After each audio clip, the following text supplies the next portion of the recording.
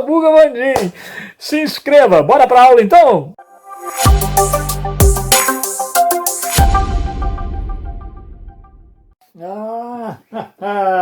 Muito bem. Olha a gente aí de novo. Olha, na 24 uma parte, hein?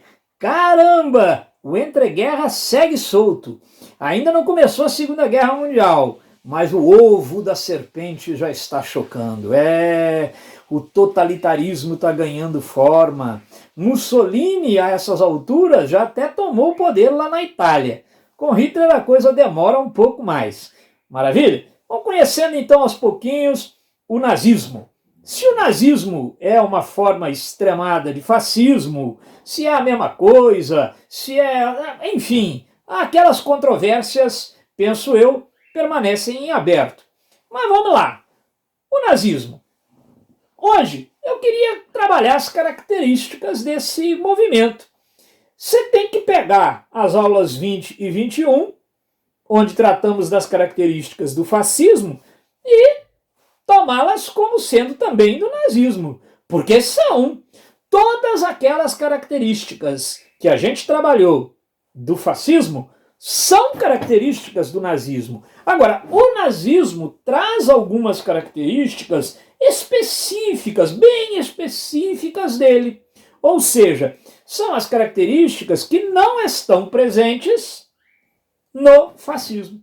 Então, quando alguém resolve perguntar, e aí, qual a diferença de fascismo para nazismo?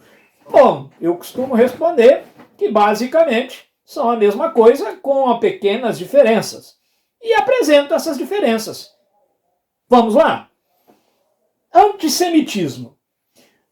Francisco Franco, Antônio Salazar, Benito Mussolini não tinham nenhum ódio particular aos judeus. Talvez porque eram 3 países católicos e o que tinha de perseguir judeu já tinha feito lá na Idade Média, né? Bom, então o antissemitismo não está presente no fascismo italiano, espanhol, português, mas é uma grande característica do nazismo. Os judeus são tomados como o grande bode expiatório de Hitler e sua turma. O que é um bode expiatório com X? Espiar, não com S de espiar, de espião, de James Bond, mas de expiar, de pagar a culpa. Isso me remete lá àqueles rituais antigos de oferecer um bicho. Por exemplo, os judeus, lá na Bíblia, do tempo de Jesus, iam ao templo, compravam uma pomba, e a pomba degolada era oferecida em holocausto, numa fogueirinha, a fumaça leva a oferenda a Javé. Maravilha! Hitler faz isso. Usa os judeus como o bode expiatório, sacrificando os judeus, mandando-os para os campos de concentração. Nós estamos eliminando tudo que há de ruim na Alemanha. Afinal, tudo que há de ruim na Alemanha, a culpa é dos judeus. Você sabe como funciona essa teoria do bode expiatório, não é? A gente passa na vida ou procurando bodes expiatórios, ou vendo gente procurando e encontrando, o que é ainda pior, bodes expiatórios para uma série de coisas.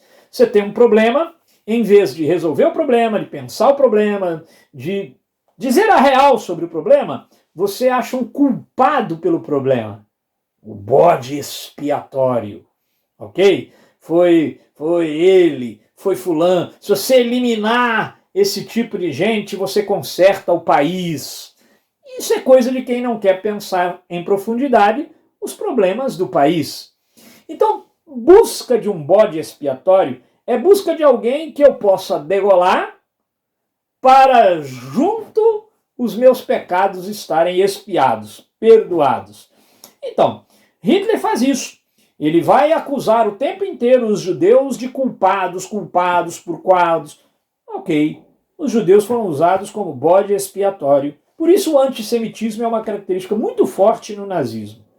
Outra, a ideia de unidade nacional. O tempo inteiro é aquela coisa de expulsar estrangeiros e unir o povo. E não deixa de ser o velho discurso xenófobo, a xenofobia que a gente tratou lá no fascismo. Só que com a diferença que Hitler fala a expressão unidade nacional. Reconstruir o império, uma obsessão fixa de Hitler, isso não está lá em Franco, não está em Salazar e nem Mussolini, está em Hitler.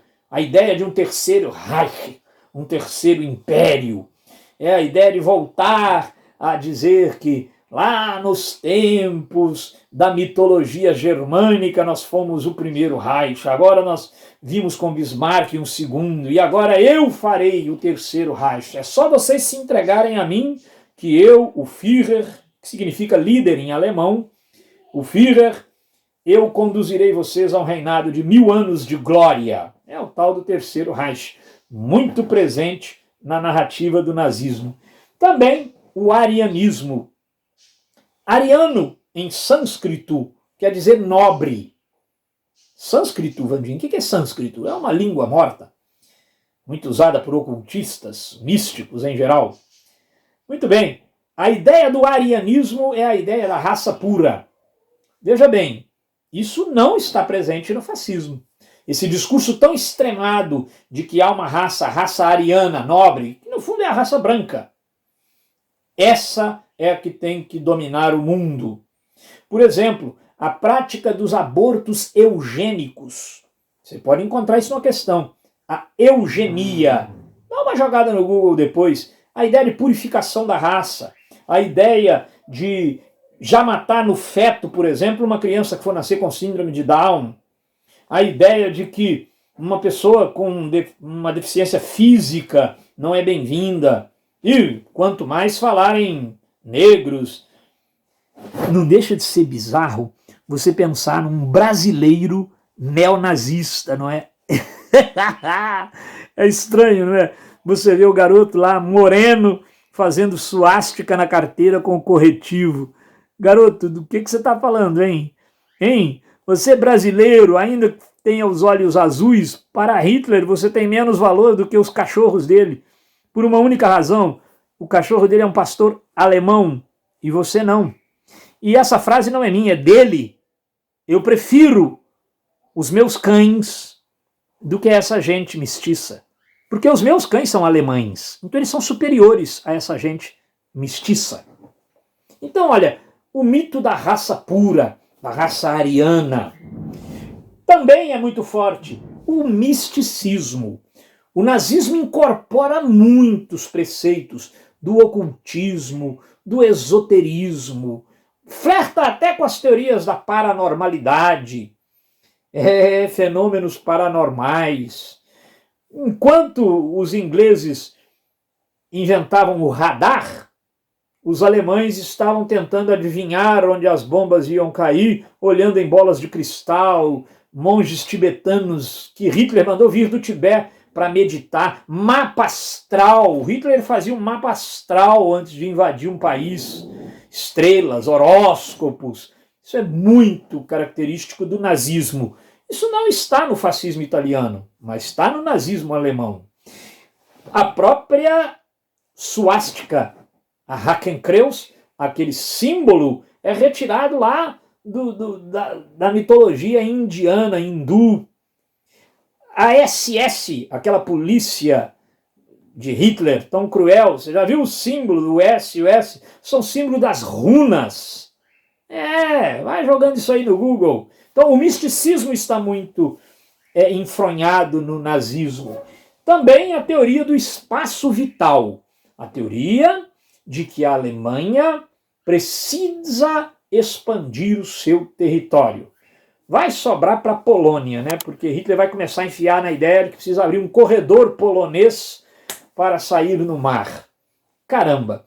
Então são características específicas do nazismo. Fechando a aula de hoje, lembrar a você, Mein Kampf, Minha Luta. Mein Kampf é em alemão, Minha Luta em português. O que é isso mesmo? É o título do livro que Hitler escreveu. Eu não sabia que Hitler tinha escrito um livro? Sim. Hitler tentou dar um golpe na Alemanha, um golpe de Estado, em 1923, o Putsch da cervejaria em Munique, foi preso, condenado a 5 anos de prisão, 16 dos seus companheiros foram mortos, ele foi preso, Condenado a 5 anos de prisão, ficou só 9 meses na cadeia. República de Weimar, né? Bagunça. E lá ele escreveu um livro e publicou. Esse livro, chamado Minha Luta, traz todas as ideias, inclusive do extermínio dos judeus, e se tornou moda na Alemanha. Virou modinha mesmo.